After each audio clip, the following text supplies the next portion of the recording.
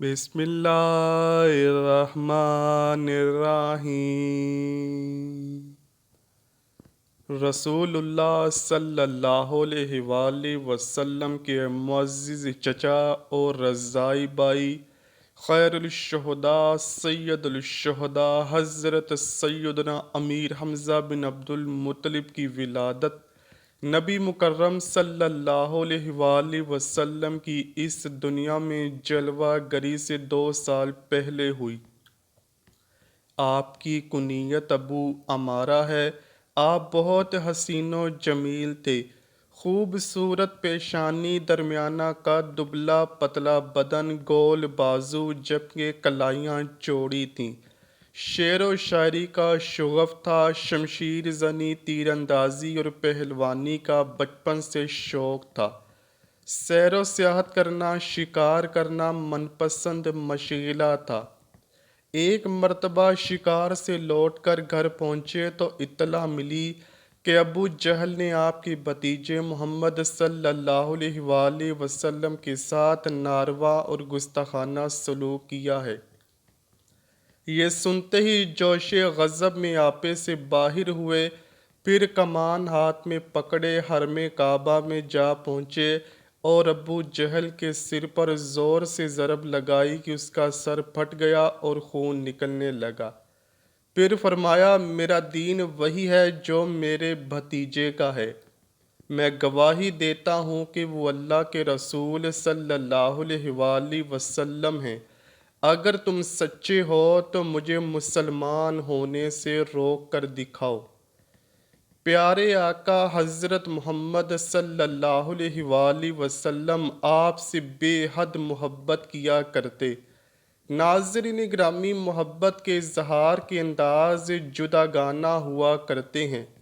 ایک نرالا انداز ملاحظہ کیجیے۔ ایک دفعہ جانثار صحابی رسول اللہ صلی اللہ علیہ وآلہ وسلم کی بارگاہ میں حاضر ہو کر عرض کرنے لگے، یا رسول اللہ صلی اللہ علیہ وآلہ وسلم، میرے ہاں لڑکے کی ولادت ہوئی ہے، میں اس کا کیا نام رکھوں؟ تو رحمت عالم صلی اللہ علیہ وآلہ وسلم نے ارشاد فرمایا، لوگوں میں مجھے اپنے چچا حمزہ سے محبت ہے، لہٰذا انہی کے نام پر اپنے بچے کا نام رکھ لو۔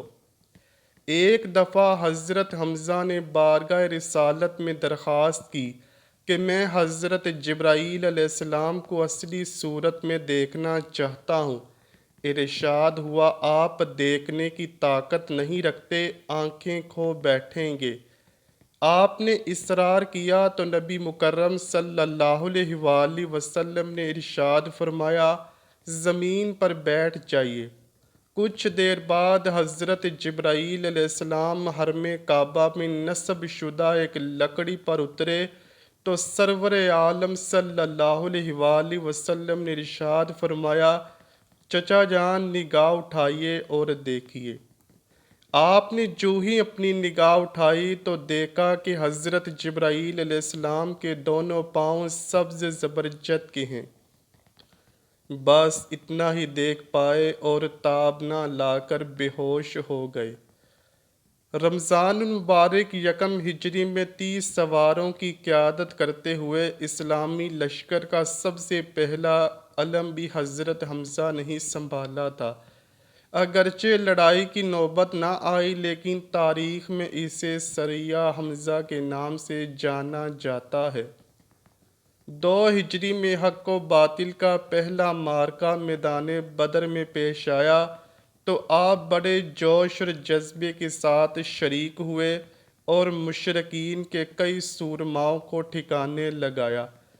حضرت حمزہ اپنے سر پر شتر مرغ کی کلگی سجائے ہوئے تھے، جبکہ دونوں ہاتھوں میں تلوار تھامے اسلام کے دشمنوں کو جہنم واصل کرتے اور فرماتے جاتے کہ میں اللہ اور اس کے رسول صلی اللہ علیہ وآلہ وسلم کا شیر ہوں۔ 15 شوال المکرم 3 ہجری غزوہ احد میں آپ نہایت بے جگری سے لڑے اور 31 کفار کو جہنم واصل کر کے شہادت کا تاج اپنے سر پر سجا کر اس دنیا سے رخصت ہو گئے۔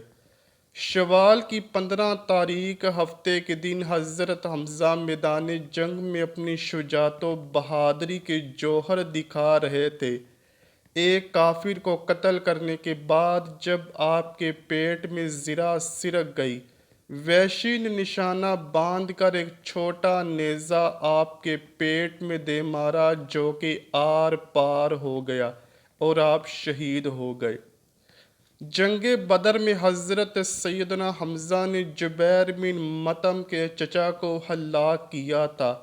وحشی حبشی جبیر کا غلام تھا۔ جبیر نے اس سے کہا کہ تم اگر میرے چچا کے عوض حضرت محمد صلی اللہ علیہ وآلہ وسلم کے چچا کو قتل کر دو تو تم میری طرف سے آزاد ہو۔ اسی طرح ہند زوجہ ابو سفیان نے بھی وحشی کو بہت سے انعامات دینے کا وعدہ کیا۔ اسی لالچ میں وحشی حبشی نے حضرت حمزہ کو شہید کیا۔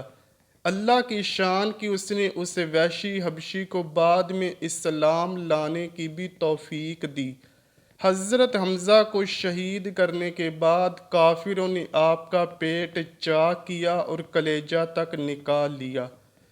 ہند زوجہ ابو سفیان نے کلیجے کو چبانے کی کوشش کی اور پھر نگلنے کی بھی کوشش کی، لیکن نگل نہ سکی اور پھر اسے تھوک دیا۔ کافی عورتوں نے حضرت حمزہ کی اور دیگر شہداء کے کان ناک کاٹ کر انہیں لڑی میں پرو کر ان کے کڑے بازو بند اور پازیب بنائے اور انہیں پہن کر مکہ میں داخل ہوئیں۔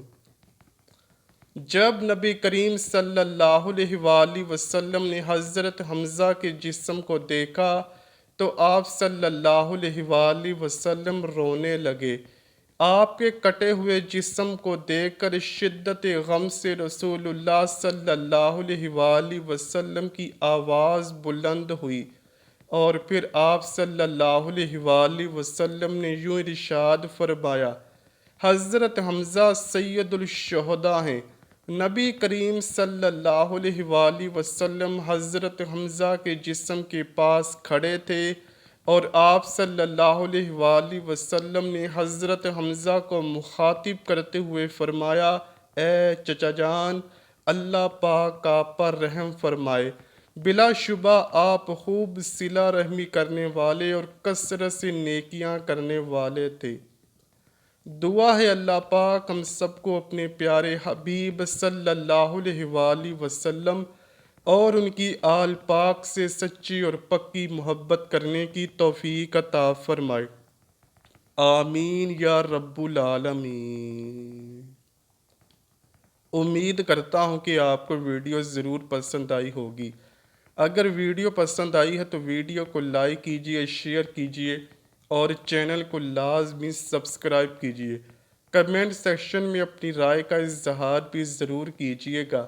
ملتے ہیں اگلی ویڈیو میں، تب تک کے لیے اللہ حافظ۔